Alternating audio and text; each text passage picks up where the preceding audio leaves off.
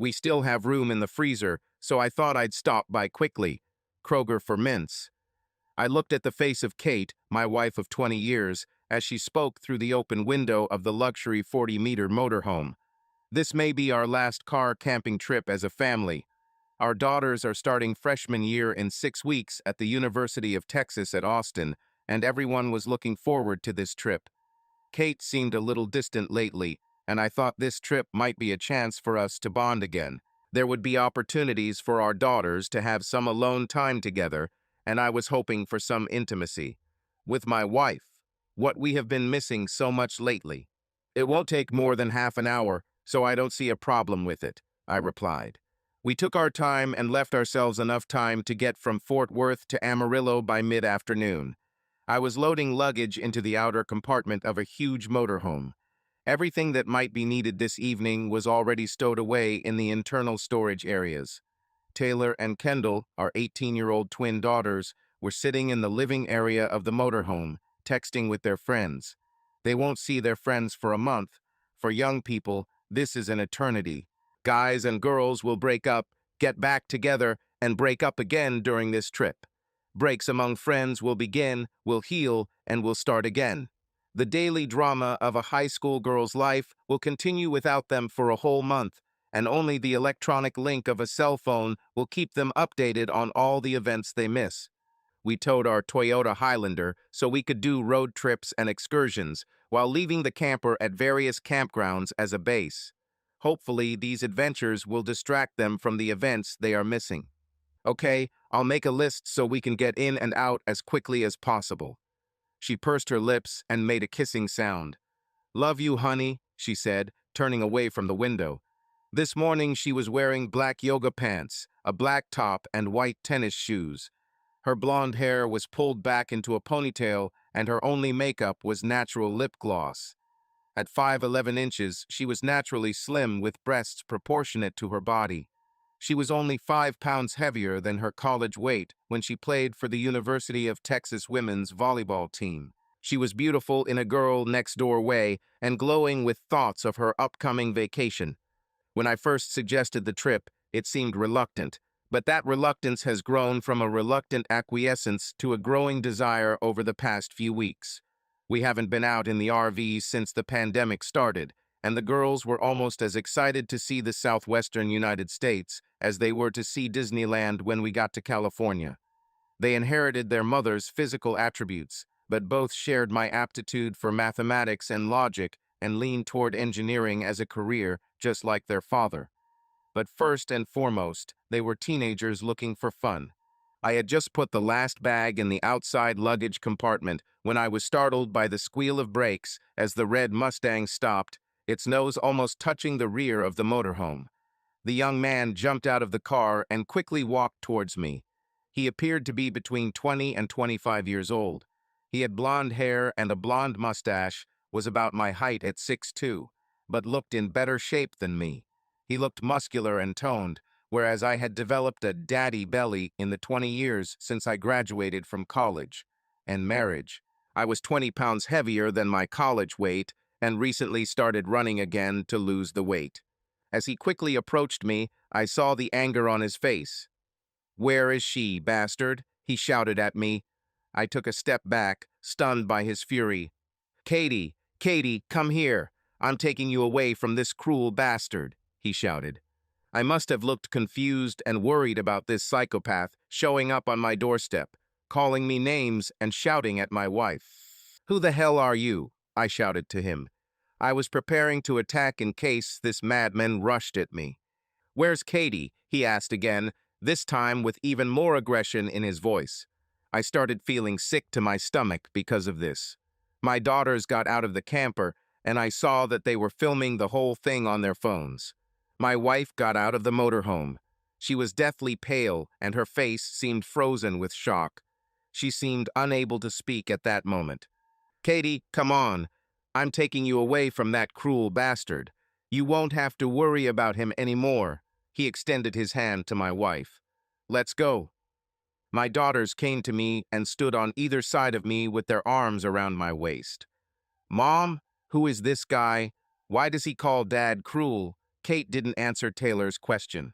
She looked at the stranger, then at me, and again at the stranger.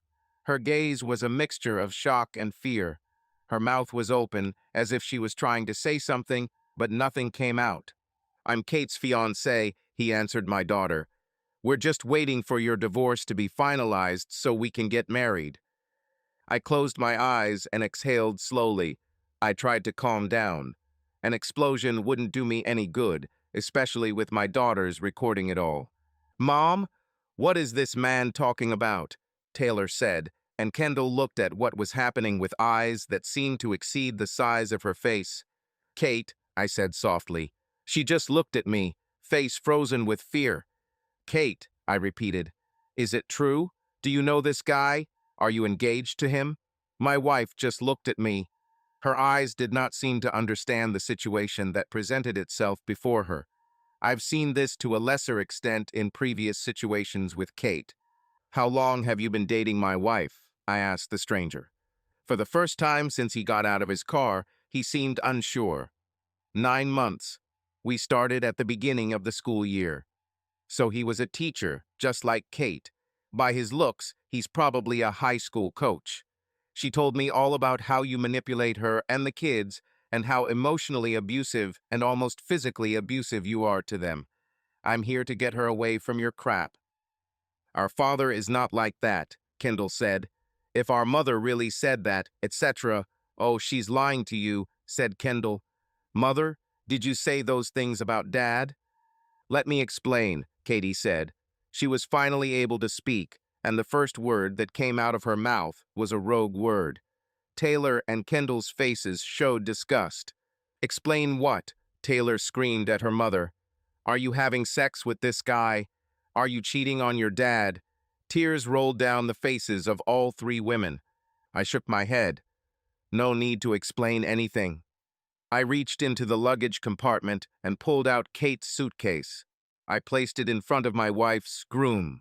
"She's all yours," I said. I turned my daughters towards the van. "Come on, girls.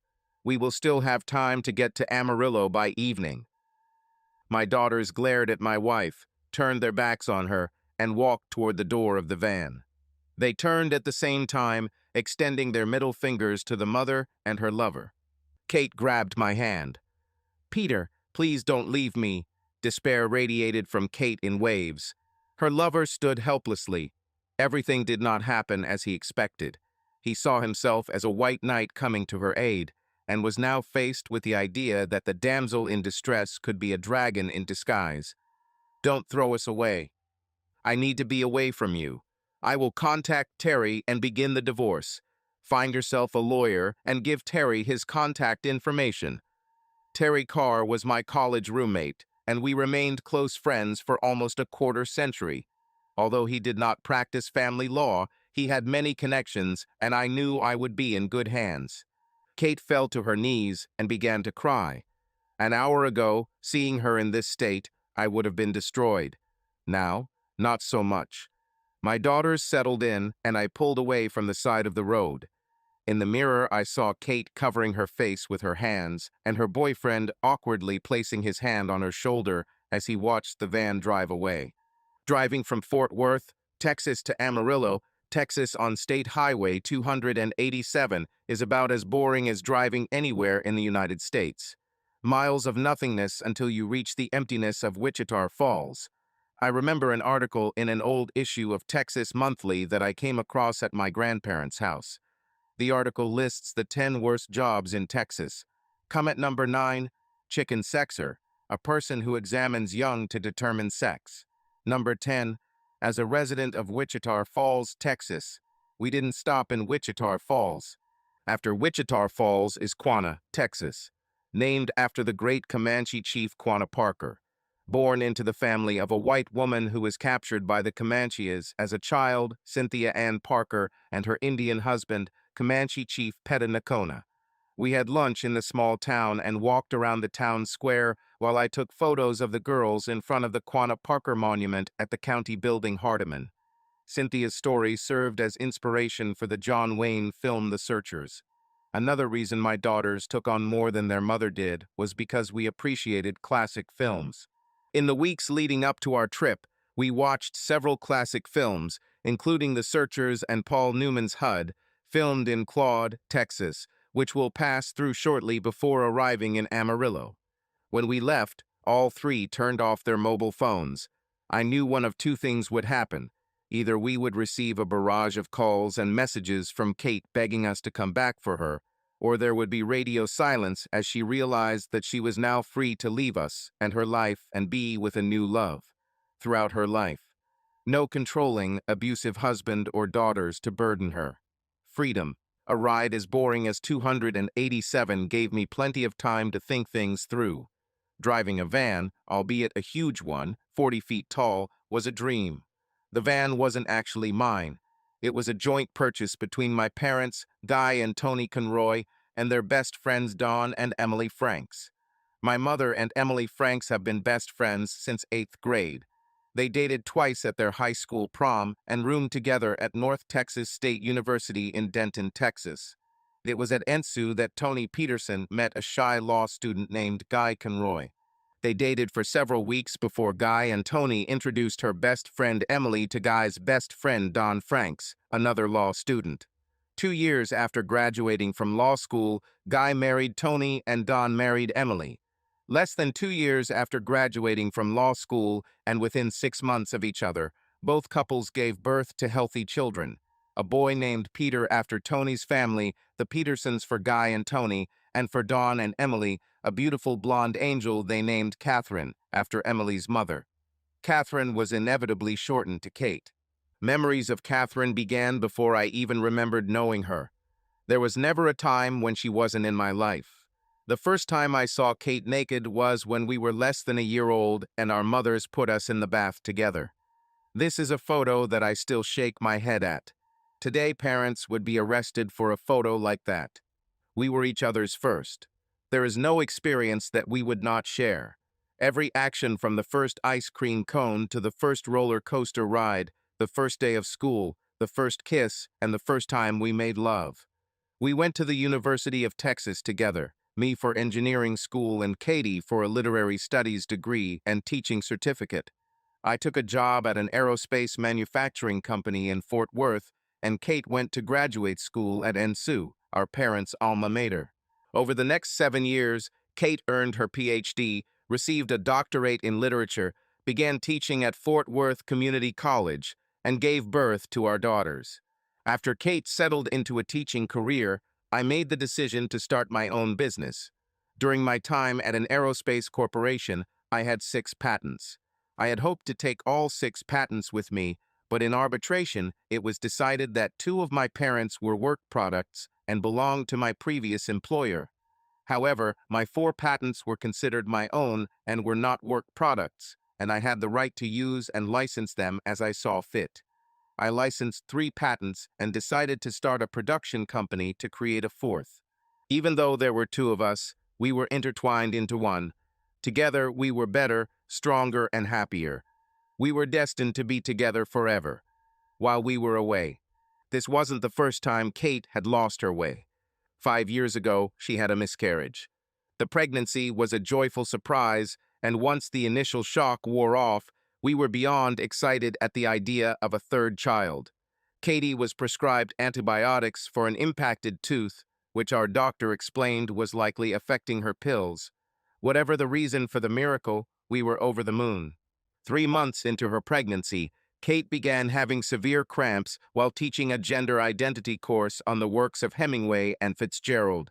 She excused herself and left the classroom, went to the restroom, and in the stall of the girls' restroom across from her class, her pregnancy froze.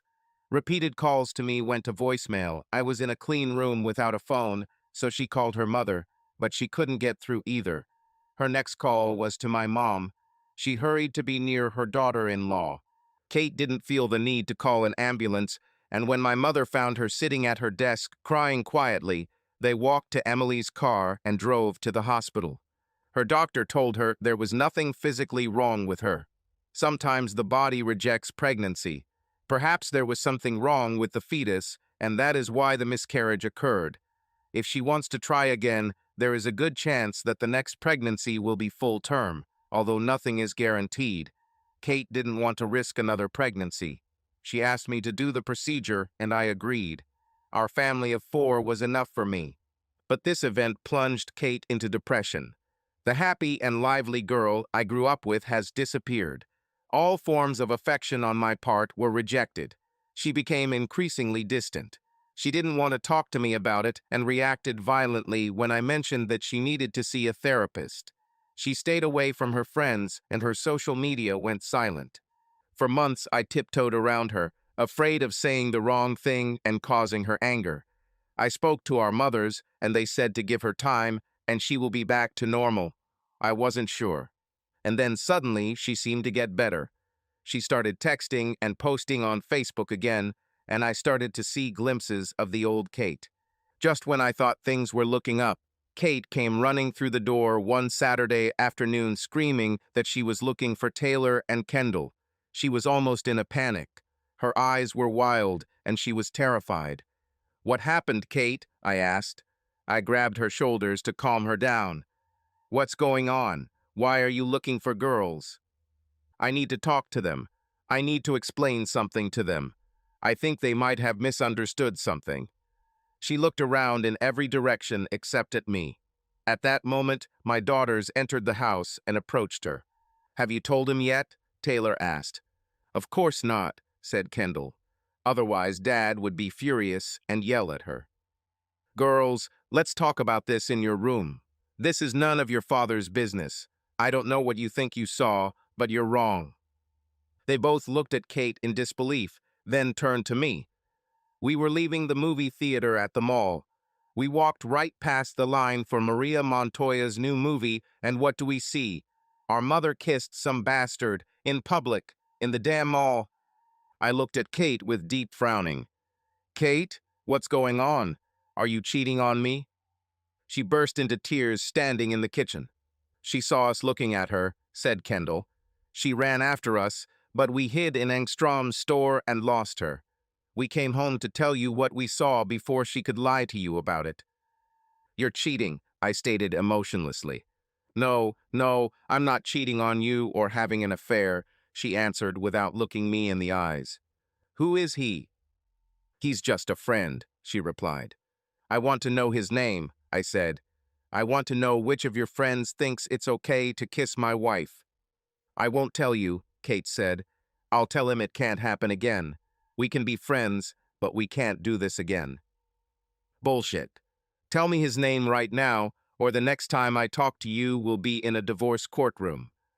Kate turned pale, and her mouth fell open in shock. "You can't be serious. You would divorce me over a friendship that went too far." "Try me," I said. "Go ahead and test me. Refuse to tell me his name and see what I do. Try it." "It's broken." She mentioned his name, Kevin Saunders, and the fact that he was a visiting professor at her college. He gave her a shoulder to cry on, which led to inappropriate conversations, which led to texts being exchanged, which led to topless photos being sent. Fortunately, no faces. Although the same could not be said about the photograph of his manhood sent to her. I told her to pack her bag and go to her parents. I didn't want to be around her now or in the near future. Kate was crying too much to drive, so I drove her. Her father, Don, was working in his yard and should have realized something serious was going on. His crying daughter had just been dropped off with an overnight bag, and her husband, who was like a son to him, left with barely a wave of his hand. To her credit, Kate was honest with her parents. Then, when my parents were called, she was honest and apologized to them too. She was adamant that the kiss was all that happened. When asked how far she would have gone if the girls hadn't seen her at the mall, Kate looked concerned. "I hope nothing would have happened. I hope I would have come to my senses and realized that I was going down a dark road with no good ending. I just thank God that the girls saw me and it was all over." Kate did not delete their messages, and these messages confirmed that they did not have sex. I had no illusions. If she hadn't been caught, she would have slept with him. I was kind of naive about cheating before this, but I quickly became knowledgeable. I became a regular visitor to online forums dedicated to infidelity and betrayal. I learned a whole new vocabulary and set of acronyms and abbreviations. App is the cheating partner. BS is a devoted spouse. WW is an unfaithful wife. And what is an unfaithful husband? OBS is another devoted spouse. Day D1 is the day you found out about the affair. Day D2 is your second day D, which usually comes from incremental truth because your WW isn't telling you the whole story because they're in self-preservation mode. So you do a 180, which is a form of communication that is 180 degrees different from your normal loving communication. No inappropriate conversations. Only home or child care issues are discussed. The goal is to get out of the affair, either through reconciliation or divorce. Then there were other sites. Cheating sites that used acronyms such as for married men. The secret of treason is hidden behind compliance scope operational security, as if the secrecy and deception required to betray a trusting partner were CIA techniques. But I studied. I missed the signs in the lead-up to Kate's emotional cheating and was grateful that it didn't turn into physical cheating. I remembered that a few weeks before D-Day, she started turning her phone away from me when she texted. She also took the phone with her into the bathroom and slept with the phone under her pillow. All these signs seem obvious now, but when you love and trust someone, you become an easy target. The consequence of her little adventure was that I insisted that she quit her job. If she wants to teach, let her teach in a high school or middle school. She also agreed to full transparency on all electronic devices. No passwords. No communication apps other than Apple's standard text app. No deleting texts. Location is always on. I provided her with an old iPhone so she could log into her apps so I could control them. I kept this phone with me and set my password on it. If she started cheating again, I wouldn't hesitate to divorce her. She agreed to everything. And gradually, I began to trust her. I started checking my iPhone clones several times a day for messages, calls, and location. I logged into her Apple App Store account once a day to check for downloaded apps that could be used to cheat. Not just dating apps or social networks, but also innocuous games that could have internal messaging functions. I checked phone bills and compared the data with what the clone showed. She also began teaching in high school. She was the only teacher in the school with a doctorate, and having Dr. Catherine Conroy on staff was a prestige for the school. Kate hoped to one day teach at a university. Her idea was that she could teach a couple of courses a semester and use the time in the office to work on her novel. Her emotional infidelity ruined those plans, and while she understood that, through her own fault, she was now teaching full-time at a high school with minimal opportunities to write a novel, she also resented me for it. We were trying to deal with her hurt and the consequences of her infidelity when, 18 months after the first incident, we received shocking news: cancer. During a routine self-exam, Kate discovered a small lump in her right breast. Because he was small, she wasn't too concerned, but she still scheduled a mammogram and consultation. The mammogram led to a biopsy, and the biopsy led to a diagnosis of breast cancer. Kate's mother and grandmother had mastectomies due to breast cancer diagnoses. In her grandmother's case, the operation was too late and she died. Kate's mother, Emily, made the decision to have her breasts removed after her mother was diagnosed, and after tests revealed she also carried the BRCA1 gene for breast cancer. Testing showed that Kate did not have the gene and therefore did not plan to have her breasts removed, as a lumpectomy would have been sufficient. Still, her diagnosis left her deeply shaken. Kate has always been proud of her body and her breasts.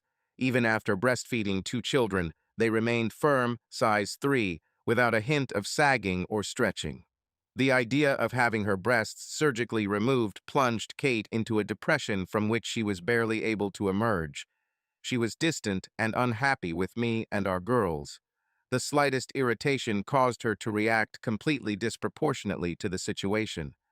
This went on for months until one day she seemed to wake up and become the Kate we loved again.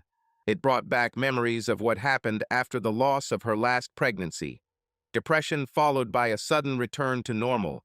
I hadn't touched the iPhone clone in months, but I took it out of the drawer, charged it, and prepared for the worst. And what did I find? Nothing. No messages to unknown numbers. No photos or videos sent to anyone else. No suspicious applications were downloaded or used. No questionable search history. It seemed that through therapy and sheer willpower, Kate was back. Of course, now I know that I was deceiving myself. I taught her to be a better cheater. I checked several times for secret phones. He checked the pockets of his coat, which had been pushed deeper into the closet. I checked shoe boxes and the shoes themselves. Nothing and nothing. I checked under the seats of her car, glove compartment, console, and trunk. I checked wherever the phone could be hidden. The only place I couldn't check was her classroom at school. If she hid a secret phone at school, it was beyond my ability to find it. Kate did not use her phone or computer in anything that I could see or access. Despite all my vigilance and knowledge in matters of infidelity, I was truly stunned when her lover showed up at our house. The drive from Cana, Texas to Amarillo was low-key. We were lost in our thoughts about what happened this morning. The girls knew that we would get a divorce. They caught their mother cheating on the first occasion and begged us to save the marriage. The second betrayal was much worse than the first. It lasted longer, was sexy, and led to Kate falling in love with her fiancé. God, just the thought of it made me furious. The fact that she lied to him about our relationship hurt me so deeply that I could barely think about it. Not only did she discuss me with some bastard, but she also lied about me in the process. I can tolerate a lot, but I have never been and will not be cruel, either physically or emotionally. We didn't plan to stay in Amarillo. We planned to stay at Palo Duro Canyon State Park. Palo Duro is the second largest canyon in the United States after the Grand Canyon. Our plan was to stay in the park for a couple of days and then continue west on I-40, which includes a significant portion of Old Route 66, passing through Tucumcari, New Mexico, to Albuquerque with trips north to Santa Fe, and then back south through Indian settlements before reaching Flagstaff, Arizona. From Flagstaff, we'll head north to Las Vegas for 3 days and then continue west to Los Angeles. We plan to spend a week in Los Angeles, visiting Disneyland, Universal Studios, and all the other tourist spots in Los Angeles and Hollywood. From Los Angeles, we will travel north along the Pacific coast to San Francisco. We planned to spend a few days in the area, visiting Fisherman's Wharf, and now that the girls were 18, Napa Valley and Sonoma Valley. From there, we'll take I-80 through Salt Lake City, Cheyenne, then through Nebraska and Iowa to our next big stop, Chicago. We planned to stay in Chicago for a few days to check out the shops on Michigan Avenue and attend a game at Wrigley Field. We were looking at a maximum of 5 days in Chicago, but if we felt that wasn't going to work, we were willing to leave early. From Chicago, we'll head south to Nashville for a couple of days, and then to Memphis for a day or two. I wanted to see Graceland, and after watching the movie Elvis and Austin Butler's performance as the king, the girls were completely intrigued. After Memphis, we will continue southwest through Arkansas and end the trip back to Fort Worth, Texas. This was supposed to be a month-long, epic road trip that would create a lifetime of memories for all 4 of us. As the saying goes, man plans, God laughs. Kate and I visited Palo Duro Canyon as children. It was on a joint family vacation, which, in principle, describes every vacation we have. We explored the canyon and climbed various trails, including the climb to the lamp, the famous rock performance, which is the most famous symbol of the canyon. We also saw the musical performance Texas at the outdoor amphitheater in the canyon. This was the first live musical performance we had seen, and we were delighted. The play is a story about the pioneers of the early Texas Panhandle, with singing and dancing, ending with a fireworks display. Seeing this performance in the early at a young age, both Kate and I fell in love with musical theater, and that love continues to this day. The twins fell in love with theater thanks to us, and both participated in school musicals. Luckily, they sang like their mother and not like me. After hooking up the RV, we decided it was too late to go camping, so I fried some hot dogs and opened the container of potato salad. I started allowing the girls 1 glass of wine or 1 beer with dinner, but only at home or with their parents. They both chose wine and looked at me with serious expressions. "I think this means divorce," Taylor said.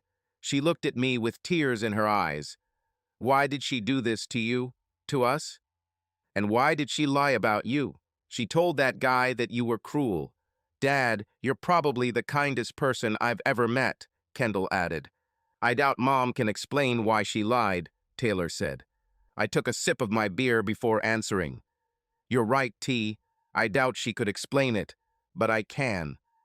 I paused briefly before continuing my thoughts, but decided that the twins were already 18 years old and I could talk to them like adults.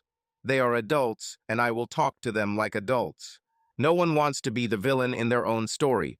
There is such a thing as the victim triangle. There must be a victim, a savior, and a persecutor. Cheating and betrayal go against your mother's core beliefs. To justify her actions to herself, she needs to paint me as the villain, not herself. If she is the victim, it makes me the stalker and her boyfriend or fiancé the savior. Your mother knows that I am a loving, faithful partner who has forgiven her in the past. She needs to portray me as controlling, cruel, and manipulative. A victim, not a villain. Like I said, no one wants to be the villain in their own story. The girls nodded their heads thoughtfully. Taylor nodded. For Mom to be Snow White and that idiot to be a prince, what do you have to be? A huntsman? An evil queen? I nodded. One of them. Both. I don't know exactly, but soon that won't be my problem anymore. I pulled my iPhone out of my pocket. I'm going to check my messages. You girls stand back in case he explodes. They both giggled and took out their phones as well. When my phone turned on, it started going crazy, ringing, vibrating, and flashing, receiving messages, missed calls, and voicemails. I should have blocked Kate immediately before leaving Fort Worth, but I didn't, and now I'm suffering because of it. I quickly corrected this omission. I also deleted her messages and voicemails. There were a few messages left from my mother, Kate's mother, and her father. It's strange that there were no messages from my father. My mother's messages began with a concerned tone and then became increasingly unbalanced. Mom, Pete, call me right away. I'm worried. Mom, Pete, call me right now. It is important. Mom, Peter, I want you to call me right now. Mom, damn it, Peter. You need to stop this nonsense and call me. Mom, damn it, Peter. It would be better if you called me right away if you value your skin. Mom, okay, so do you want to play? This won't end well for you, I promise. Wow, I thought. I wonder what her voicemails sound like. The answer was just like her messages, only more and more angry and aggressive. Her first voicemail set the tone, and they just kept getting worse and worse. Mom, Peter, your wife is hysterical. You need to handle this right now. She made a mistake. You need to put your pride aside, put on your big pants, and take care of your wife. Mom, Peter, I'm ashamed to call you my son. You left your crying wife with a stranger and went on vacation. You're pathetic, and I'm ashamed that I carried you for 9 months. I played the messages on speakerphone so the girls could hear them. To say they were shocked is an understatement. They were shocked and upset. I can't believe Mimi said such terrible things to you, Taylor said. Kendall turned pale and cried openly. I think now we know which side she'll take. The messages and voicemails from Kate's parents were not as angry or hostile as those from my mother, but it was clear that they were upset and angry, and obviously I was the source of their anger. There were no texts or voicemails from my father. It was strange. I deleted all the messages and voicemails, and then watched the girls delete theirs without listening to them. We then turned off our phones and looked at the fire, thinking about what a terrible day it had been. We had a wonderful time hiking the canyon the next day and saw the show Texas that night. The girls loved the show, and it was just as cool as I remembered. We spent 2 days in Amarillo and then got on I-40 and headed west. We expected 4 weeks of vacation, but in reality, we were on the road for 5 weeks. Some of our trips planned for 1 day took 2 or 3 days. In the end, we realized that we needed to return home. The girls needed to be in Austin the following week to be assigned to dorms and register for classes. The original plan was for us to rent a U-Haul and hitch it to my pickup truck to transport the girls' things to their dorm. They had to share a room the first semester, so it was a fairly easy move, at least until their mother decided to ruin our lives. My father was sitting on the front porch of our house when we arrived. I looked around but didn't see Kate, her parents, or my mother. Since his motorcycle was in the driveway, I knew he was alone. I got out of the motorhome, stretched, and walked up to the house. "Dad," I said. "Pete," he answered. "What's new?" He grinned. "I'll assume it's not a serious matter." "Not really. Are you alone?" "Yeah, they don't know about the GPS in the RV, and Dawn knows computers like your grandmother, and she's been dead for 10 years. They don't know we're back." This shocked me. I was ready for war and came home to nothing. "No, I decided to keep it a secret. Were all your phones turned off?" "We bought some burner phones in Flagstaff. The girls wanted to stay in touch with their friends, but I needed to stay in touch with work and Terry." He nodded. "Well, Terry did his job. She was served with divorce papers last week at her parents' house." "I guess it didn't go smoothly," I said. "Boy, that's the damn understatement of the year. Kate has been in the mental ward ever since. Her parents are furious with you and the girls and basically everyone except Kate and your mother." "Where is dear mother?" I asked. After listening to her voicemails, I know I'm not her favorite person. "Neither of you are," he nodded towards the twins. "She's so angry at all three of them that she can't even formulate a coherent sentence. This whole week has been a show with the Tijuana donkey." "I'll explain later," I told the girls. I saw that they were going to ask about the show with the Tijuana donkey, and this was not the conversation I was ready for. "Your mother is at home," said the father. I looked at him in bewilderment. "At home?" "At home," he confirmed. "I filed for divorce too." We interrupted our conversation after this shocking news to unload the camper and then clean it. We then cooked hamburgers for dinner and chatted about our trip. We avoided the subject of Kate and her lover, as well as my mother and other grandparents. I told the girls I didn't mind if they wanted to see their mother, but they refused. They wanted to know what their friends were doing, and after dinner they promised to be back by midnight. I grabbed a bottle of Milam and green bourbon, 2 glasses, and a couple of cigars and went out to my dad's patio. I poured 2 fingers of bourbon for both of us, and then we went through the cigar-lighting ritual that most men learn at a young age. We smoked and drank in silence, watching the shadows of the night. "So what happened?" I asked. My father took a sip of his bourbon before answering. "She was always very close to Emily and her family. Sometimes I thought she was closer to them than to her own family, to me, you, and the girls. When all this happened with Kate, I expected your mother to take your side and will be angry with Kate." "And it didn't happen," I said. He shook his head. "Not at all. She was furious at you for leaving, furious at the girls for leaving with you, and furious at me for saying I didn't blame you. I didn't see her messages to you at the time, but I saw them later. I heard her leaving you voicemails. I was unhappy with what she said to you, but then I didn't see the point in adding fuel to the fire. I know you, and I know that after the last time she had an affair, you were ready to leave her."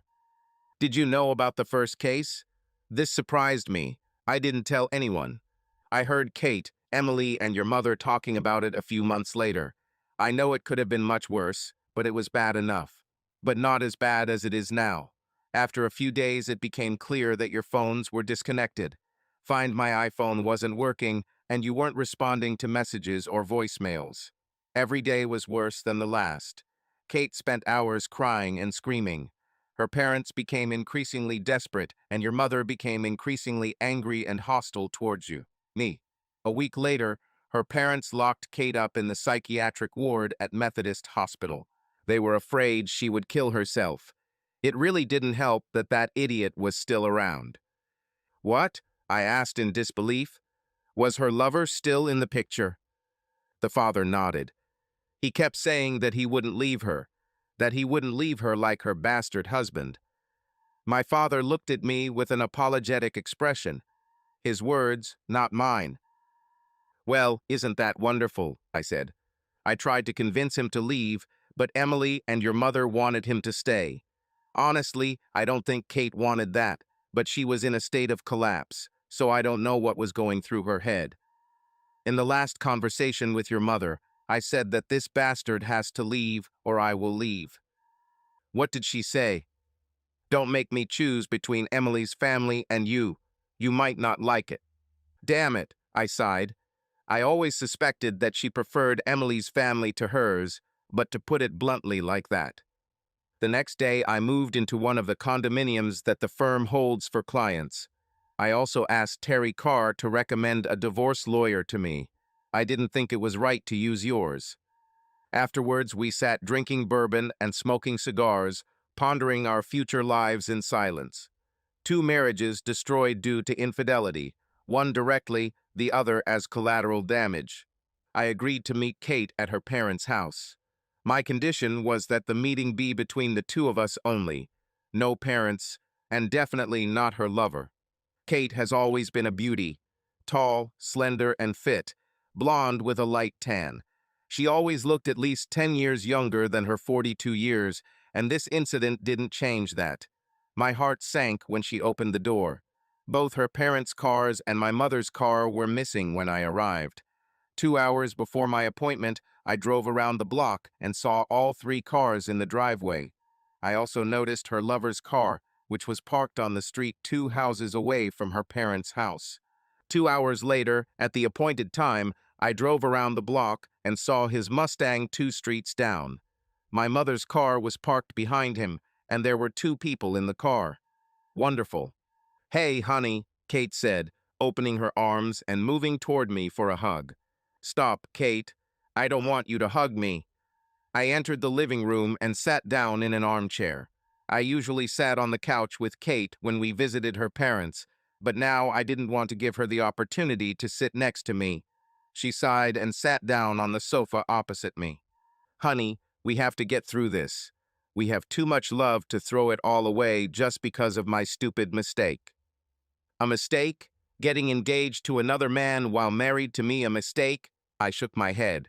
I'm here to discuss the next steps in our divorce. Terry Carr says you haven't given him the name of your lawyer yet. It's because I don't want a divorce. I want you. I think we can save our marriage. I know we can save our marriage. I love you and I know you love me. We can do whatever we think of. What about your fiancé? Don't you think he has anything to say about this? I asked ironically. He's not my fiancé. Yes, I had an affair with him. It was wrong and I regret it. I like him, but I'm not in love with him. I only love you. Are you still seeing him? Kate didn't look me in the eye. She focused on her hands and began to twirl the wedding ring. He came to check on me. How often? Once? Twice? Every day? Every day? All day? Kate began to cry and became visibly emotional. You left me, she screamed. You drove away and left me crying in our front yard. He was there when you weren't. So, let's get this straight. You went to him because you were upset that I left. And the reason I left was because you cheated on me with him.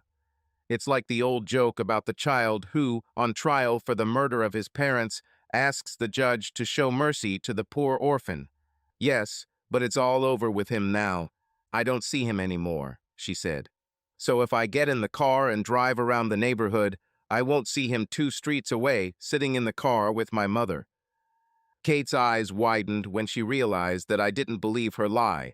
I stood up and said, Kate, get a lawyer and give his contact information to Terry. You can marry a jerk, and I can move on with my life.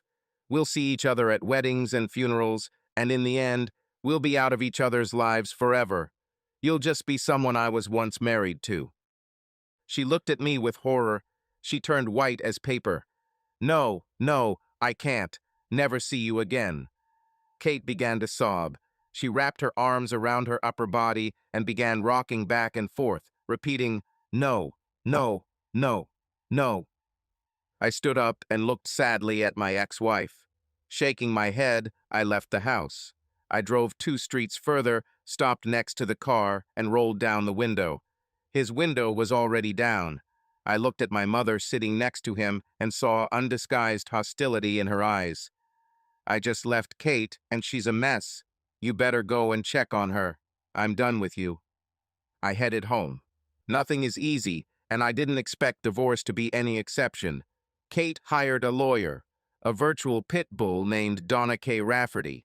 DKR, as it was known in the media, was known for securing the largest divorce settlement in Texas history when Dallas socialite Paulin Pickett, née French, filed for divorce from oilman Danny Pickett Jr. and received $270 million. Everyone and their brother warned the younger one about Paulin, because everyone and their brother had tried Paulin at one time. But the younger one was not like his old man. I knew I was in for a fight. At first, they demanded family therapy. I refused. The problem is not with the marriage, but with my wife. This led to nothing but a court order for 10 sessions, which I had to pay for. I could choose a therapist, but that was little consolation.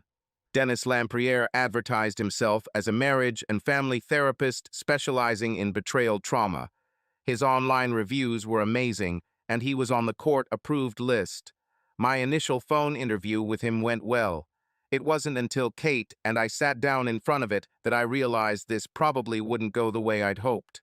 Mr. and Mrs. Conroy, what do you want to achieve in these therapy sessions? I mentally added to my list of demands that Kate return to her maiden name. I made a mistake. I had an affair with another man. I feel terrible and want to find a way to overcome my mistake and use it to build a better, stronger marriage. I looked at her in disbelief. She's still seeing that idiot. She's engaged to him, damn it. Dennis warned me, we try to avoid yelling and profanity in these sessions. Please remain calm and respectful of each other. Kate, is this true? Are you actually engaged to another man while saying you want to save this marriage? The truth is, Brian asked me to marry him. I told him no, I want to save my marriage. I looked at Lampriere. Would you say this is classic branch clinging? Why do you think so? He asked. She doesn't want to commit to a boyfriend until she's convinced that our marriage is hopeless. But she doesn't want to commit to a marriage until I agree to be her husband. It's clinging to branches, pure and simple. Kate chose this moment to intervene. If you promise to stay with me, I'll tell him I can't marry him. I'll give him the ring. I just stared at her for a minute. The very fact that we are discussing whether you accepted another man's proposal of marriage shows how bad our marriage is. When was the last time you slept with him? Kate began to twirl her wedding ring. At that moment, I realized that this would be complete nonsense. I don't remember, she said. Come on, Kate. No one will believe this. You're a smart woman. You have a doctorate. You know exactly how many times you slept with him. When was the last time you slept with him? This morning, she said quietly, tears streaming down her face. I'm so sorry, Pete. It happened this morning. I stood up, nodded to the therapist, and walked out the door. I knew it wouldn't be pretty, and it was. In an attempt to make me see reason, they tried to take everything I had. Business, patents, all.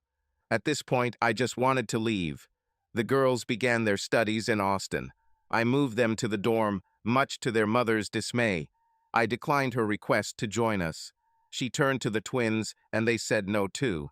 They had no sympathy for her and wanted to communicate with her as little as possible.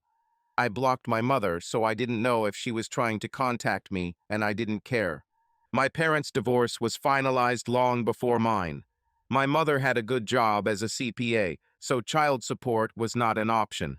My father gave her the house, and since it was long paid off, she had minimal expenses.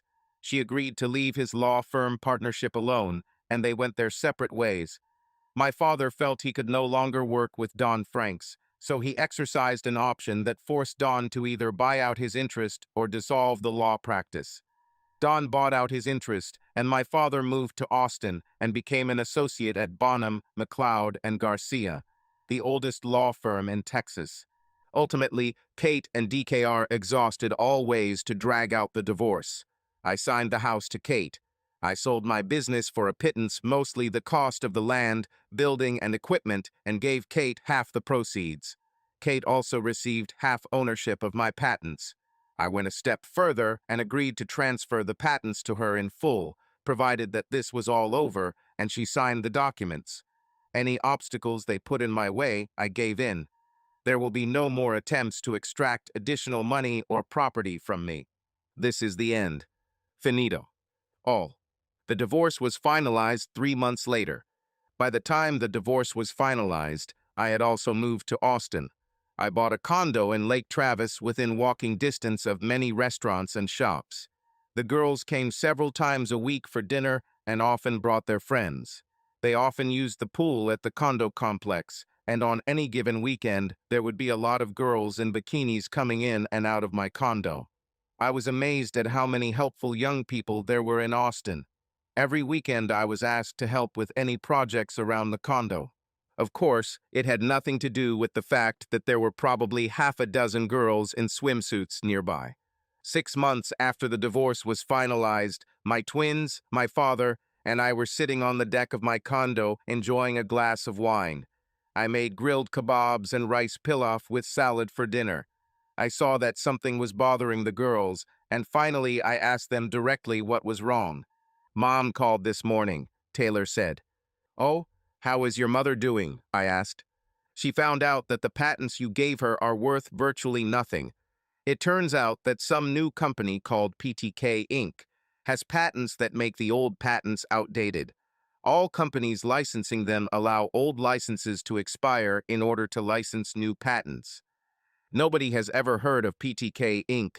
It is simply an amazing coincidence that the first letters of Peter, Taylor, and Kendall spell out the name PTK Inc. They both laughed.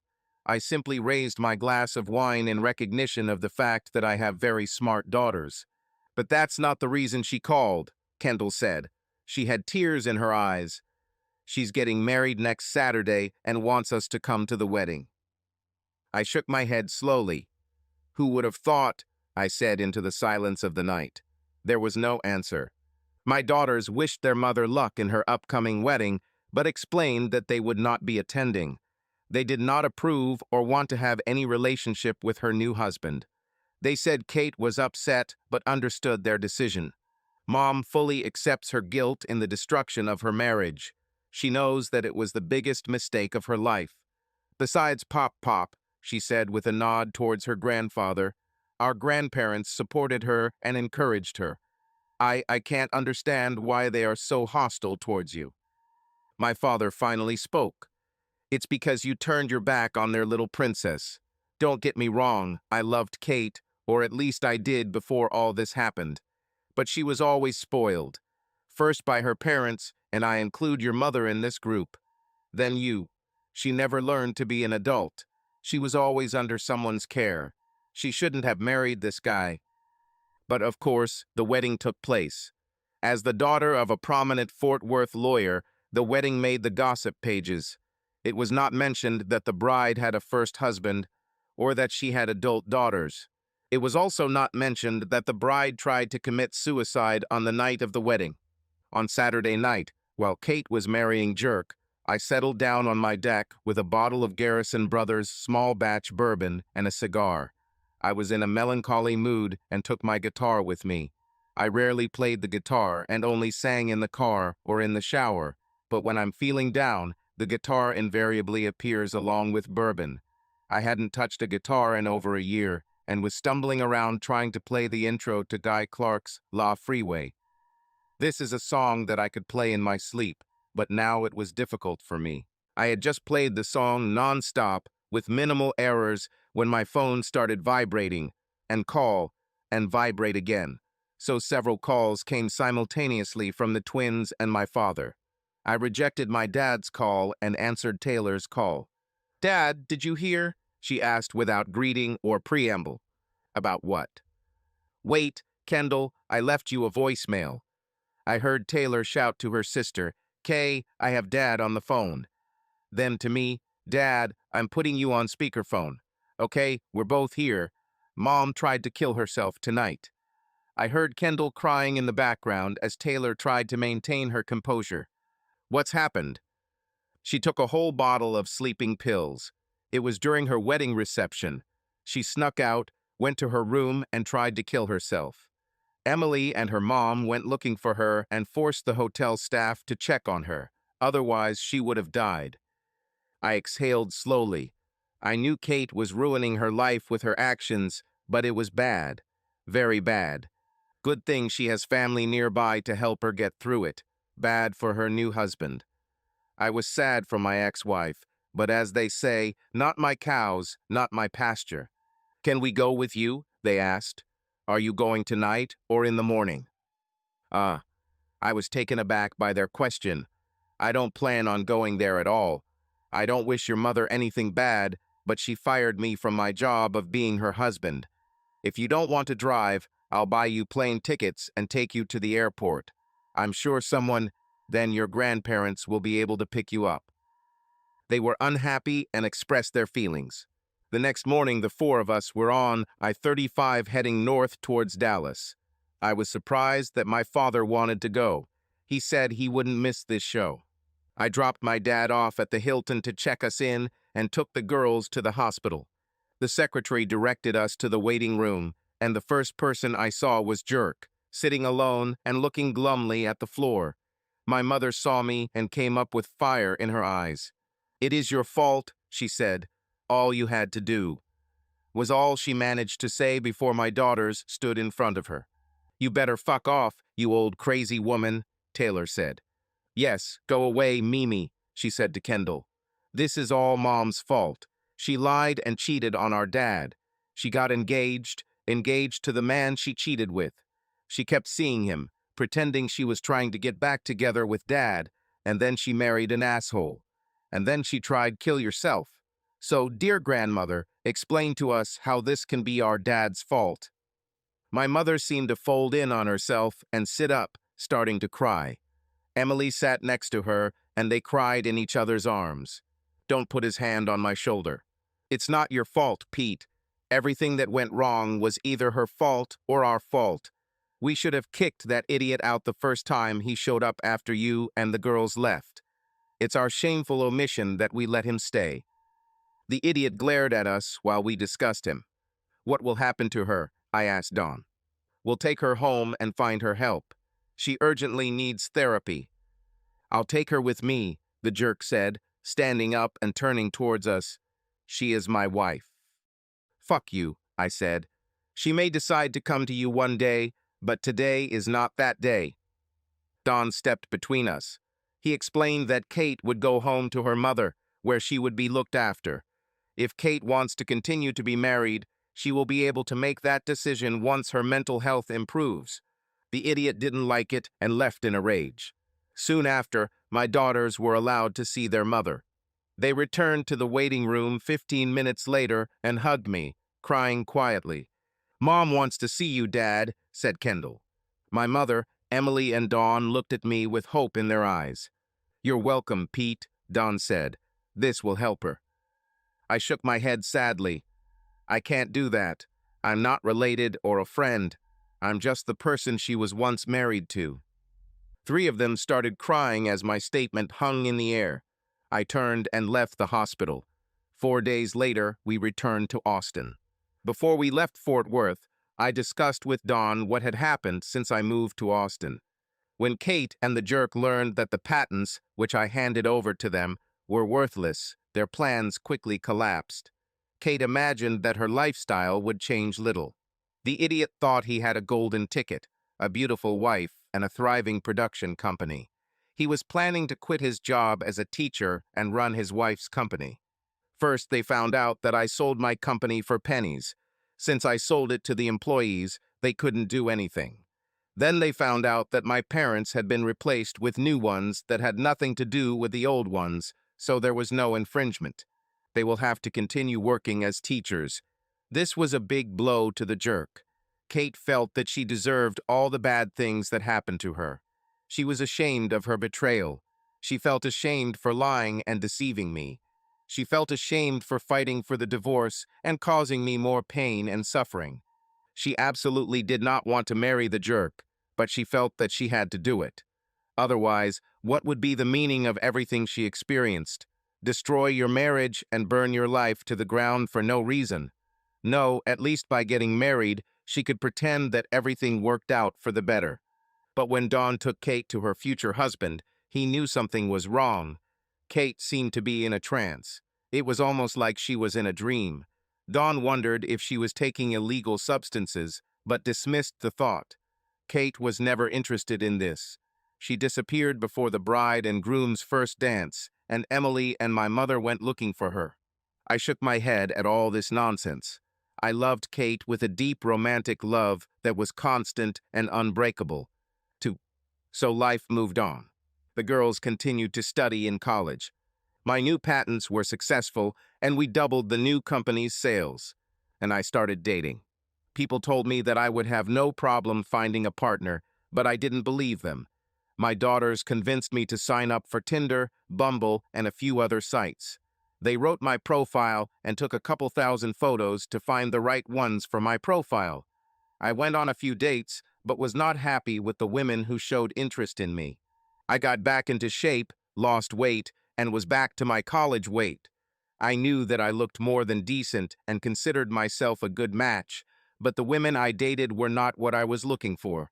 My friend Terry Carr decided to focus on trusts and estate planning and gradually retired from practicing law, representing my business interests.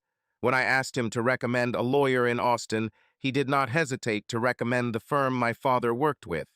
They are the best in the state, if not the country. You couldn't find a better representation. With this approval, I asked my father to arrange a meeting with someone who could represent my business interests. The lawyer I met with was Elizabeth Garcia. Elizabeth was not as tall as Kate, but she was also slim and athletic. She had dark brown hair and a light tan with almond-shaped green eyes. She was exotic, beautiful, and I couldn't understand her as a lawyer. Lawyers can't meet with clients, and I was captivated by her. After 2 dates, we became exclusive. After 6 dates, we knew we were going to get married.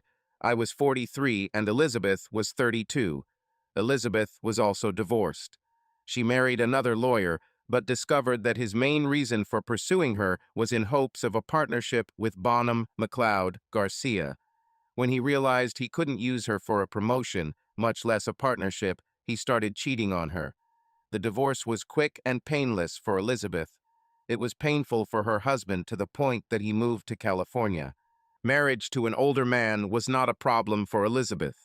One of her ancestors, Angelica Garcia, was 10 years younger than her husband, Robert Bonham, who founded the law firm Bonham McLeod Garcia nearly 200 years ago. When I was dating Elizabeth, I sometimes thought about my past life, married to Kate and living in Fort Worth with my daughters and my company. My parents and Kate's parents lived nearby, just a few minutes away by car. I thought I had found happiness, but everything has changed. My parents divorced. I barely spoke to my mother. When talking, she complained about reconciliation with Kate. Kate's parents were going through hard times, and from what I heard, divorce was also on the agenda. They missed their granddaughters and their old life. And Kate, after being discharged from the hospital, she returned to live with her parents. The idiot wasn't happy about it. His dissatisfaction increased when she filed for an annulment. 18 months after our divorce was finalized and 15 months after my suicide attempt, Kate showed up on my doorstep. When I opened the door on Saturday morning, I was stunned to see my ex-wife with a rolling suitcase next to her. "Kate, what are you doing here?" I asked. I was stunned by her presence. "I know I owe you a lot. I've been the worst wife in the world and a terrible mother to our daughters. I'm here to make things right." I didn't know what to say to this. I just stood there with my mouth open. "Honey, who's at the door?" My wife's voice brought me back to reality. Elizabeth entered the hallway. She was wearing dark blue leggings and a white tank top, her pregnant belly jutting out. I had the procedure done so I wouldn't have children, but after our honeymoon I had the surgery reversed, knowing Elizabeth wanted a child, even though I thought I might be too old. She convinced me no. I looked at Kate standing in the doorway, then at my wife standing in the hallway with a curious look on her face. This is someone I was once married to, I replied, closing the door softly.